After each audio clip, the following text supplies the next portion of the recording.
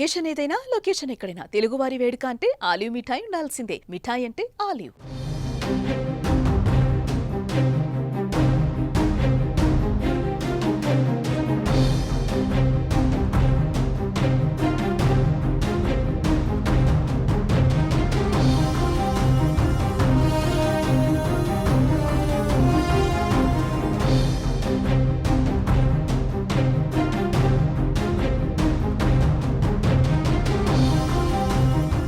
Big breaking news. Pahalgam ఉగ్రదాడితో భారత్ పాక్ల మధ్య తీవ్ర ఉద్రిక్త పరిస్థితులు చోటు చేసుకున్న వేళ కీలక పరిణామం చోటు చేసుకుంది. ఉగ్రదాడికి భారత్ ప్రతీకార చర్యలు చేపట్టింది. అర్ధరాత్రి 1:45 ఆపరేషన్ సింధూర్ పేరుతో ఆపరేషన్ మొదలుపెట్టింది భారత్. పాకిస్తాన్లోని ఉగ్ర స్థావరాలపైన భారత సైన్యం మెరుపు దాడులు చేసింది. భారత ఆర్మీ, ఎయిర్ ఫోర్స్, నేవీ బలగాలు సంయుక్తంగా ఈ దాడులు నిర్వహించాయి.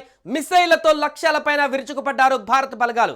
పాక్ ఆక్రమిత కాశ్మీర్తో పాటు పాకిస్తాన్లోని ఉగ్ర స్థావరాలపైన దాడి చేశారు.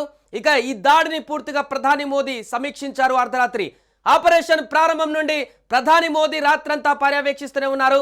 ప్రధాని నివాసం నుండే మొత్తం ఆపరేషన్ గమనిస్తున్నారు. అదే సమయంలో ఎన్ఎస్ఏ అజిత్ దోవల్ కూడా ఆపరేషన్ కు సంబంధించిన సమాచారాన్ని ప్రధాని మోడీకి నిరంతరం అందిస్తున్నారు. పహల్గామ్ ఉగ్రవాద దాడి జరిగిన 15 రోజుల తర్వాత భారతదేశం ప్రధాన చర్యలు తీసుకుంది. తెల్లవారుజామున 1:28 భారత సైన్యం ఆపరేషన్ సింధూర్ ను ప్రారంభించింది. దీనిలో ఉగ్రవాది హఫీజ్ సయీద్ దాక్కున్నటువంటి ప్రదేశాలు పూర్తిగా ధ్వంసమయ్యాయి. ఉగ్రవాది మసూద్ అజార్ స్థావరాలు కూడా ధ్వంసమయ్యాయి. ఆపరేషన్ సింధూర్ పైన ప్రధాని మోదీ ప్రత్యక్షంగా పర్యవేక్షించారు.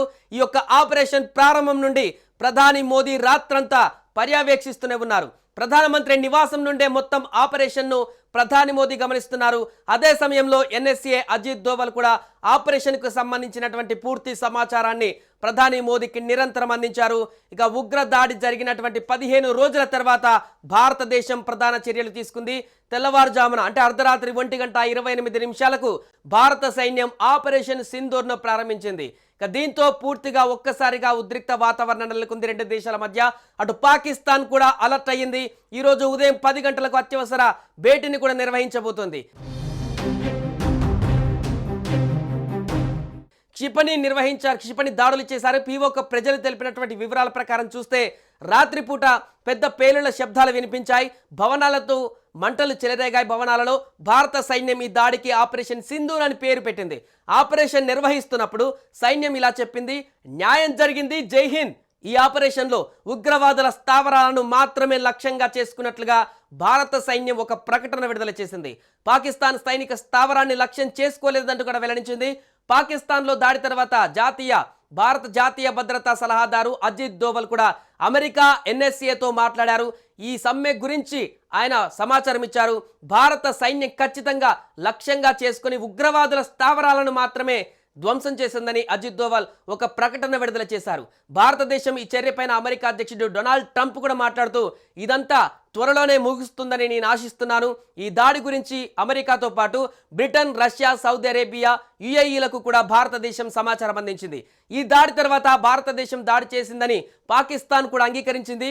భారతదేశం దాడి తర్వాత పాకిస్తాన్ ప్రధాని షాబాజ్ షరీఫ్ రాత్రి అత్యవసర సమావేశం ఏర్పాటు చేశారు. తదుపరి సమావేశం కూడా ఈ రోజు ఉదయం 10 గంటలకు జరుగుతుందని చెప్పారు. భారత సైన్యం కనీసం 5 ప్రదేశాలను లక్ష్యంగా చేసుకున్నట్లు షాబాజ్ షరీఫ్ అంగీకరించారు. భారతదేశం చేసినటువంటి దాడికి పాకిస్తాన్ తప్పకుండా స్పందిస్తుందంటూ కూడా ఆయన వ్యాఖ్యానించారు. సుమన్ టీవీలో మీ పర్సనల్ అండ్ బిజినెస్ ప్రమోషన్స్ కోసం కింది నెంబర్కి కాంటాక్ట్ చేయండి.